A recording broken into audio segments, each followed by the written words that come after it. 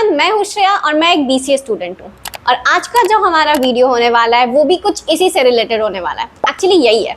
तो आज की इस वीडियो में हम बात करने वाले हैं बीसीए के बारे में, जिसमें मैं वो सारे क्वेश्चंस कवर करूंगी जो एक स्टूडेंट को होती है अबाउट बीसीए। तो चलिए वीडियो को शुरू करते हैं। सबसे पहले सिंपल लैंग्वेज में समझते हैं कि बीसीए है क्या। तो बीसीए एक 3 ईयर अंडर ग्रेजुएट कोर्स है जिसमें आपको आईटी और सॉफ्टवेयर से रिलेटेड चीज़ें सिखाई जाती हैं, और अगर आपका इंटरेस्ट है कोडिंग में तो बीसीए आपके लिए एक अच्छा ऑप्शन हो सकता है। अब बीसीए में सबसे पहले हम एलिजिबिलिटी क्राइटेरिया की बात कर लेते हैं कि क्या क्या चीज़ें होनी चाहिए आपको इस कोर्स को परस्यू करने के लिए। सबसे पहले तो आपका जो 12th है वो आपको किसी भी स्ट्रीम से कंप्लीट रहना चाहिए, चाहे वो आर्ट्स हो, कॉमर्स हो या फिर साइंस बैकग्राउंड हो। कुछ स्पेशल कॉलेजेस होती हैं जो चाहती हैं कि उनका जो बैकग्राउंड है स्टूडेंट का वो या तो मैथ्स या तो कंप्यूटर से होना चाहिए, लेकिन कुछ ऐसे भी कॉलेजेस हैं जो सारे स्ट्रीम के स्टूडेंट्स के लिए एडमिशन रखती हैं। और अगर अब हम इसमें एडमिशन क्राइटेरिया की बात करें तो बीसीए में आप डायरेक्ट एडमिशन भी होता है कुछ कॉलेजेस में, और कुछ कॉलेजेस अपना एंट्रेंस एग्ज़ाम भी लेती हैं। तो मेक श्योर कि आपका जो भी टारगेट कॉलेज है आप उसके बारे में सबसे पहले जान लें कि उसकी एलिजिबिलिटी क्राइटेरिया क्या क्या हैं, और उसी हिसाब से आगे कंटिन्यू करें। अब हम बात करते हैं कि बीसीए में सब्जेक्ट्स क्या क्या पढ़ने होते हैं। तो अब ये 3 ईयर का कोर्स है, दैट मीन्स टोटल आपके 6 सेमेस्टर्स होते हैं इसमें, और ईच सेमेस्टर आपको 4 to 5 सब्जेक्ट्स तो पढ़ने ही होते हैं। तो सब्जेक्ट्स बहुत सारे होते हैं, उनमें से कुछ बेसिक सब्जेक्ट्स मैं बता देती हूँ।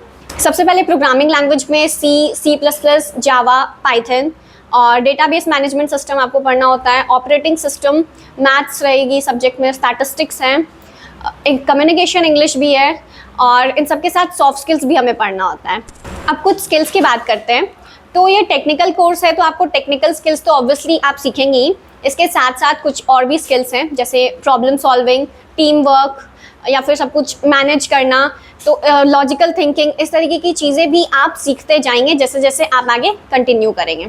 अब सबसे इम्पॉर्टेंट बात करते हैं कि बीसीए के बाद ऑप्शंस क्या होती हैं।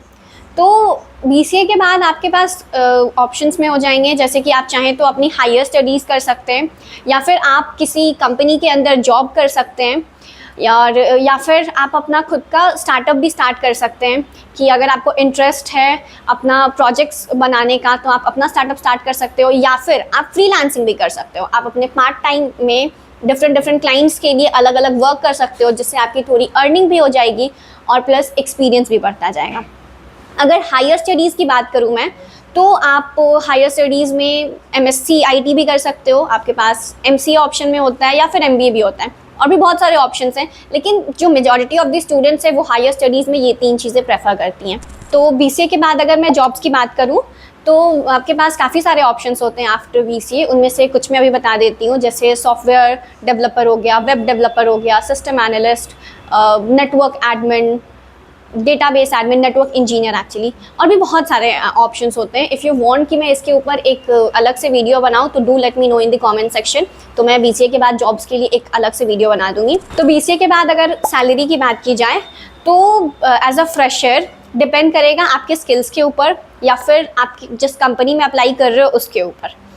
एज अ फ्रेशर जो बेसिक सैलरी है वो 3 to 5 LPA होती है किसी भी स्टूडेंट की, लेकिन ये वैरी कर सकता है स्किल टू स्किल, कि अगर आपके पास एक्स्ट्रा स्किल्स हैं जैसे कि साइबर सिक्योरिटी, क्लाउड कंप्यूटिंग, या फिर आर्टिफिशियल इंटेलिजेंस या मशीन लर्निंग, तो इस तरीके की अगर आप एक्सटर्नल कोर्सेज कर रहे हैं और अगर आपके पास स्किल्स हैं तो वो आपको ज़्यादा अच्छी सैलरी ग्रैब करने में हेल्प कर सकती है। नाउ ये सारी चीज़ें अब हम समझ चुके हैं कि एक नॉर्मल किसी भी स्टूडेंट को जो भी क्वेश्चंस होता है वो सारा चीज़ हम कवर कर चुके हैं, एलिजिबिलिटी क्राइटेरिया से लेकर के सब्जेक्ट्स, जॉब, सैलरी। फिर भी अब मैं एंड में बताना चाहती हूँ कि वो कौन से स्टूडेंट्स हैं जो बीसीए कर सकते हैं। वैसे स्टूडेंट्स जिनका मैथ्स बैकग्राउंड था लेकिन जेई के एग्ज़ाम के लिए वो नहीं कंप्लीट कर पाए उस एग्ज़ाम को, वैसे स्टूडेंट कर सकते हैं क्योंकि उनके पास एक चांस होता है कि उनको इंटरेस्ट है टेक्नोलॉजी में, कोडिंग में, तो वो अपना यहाँ पे सीख सकते हैं आगे, और अपने जो आपका जो करियर है जो आप बनाना चाहते हो, जो आपके माइंड में, आप उसे कंटिन्यू कर सकते हो।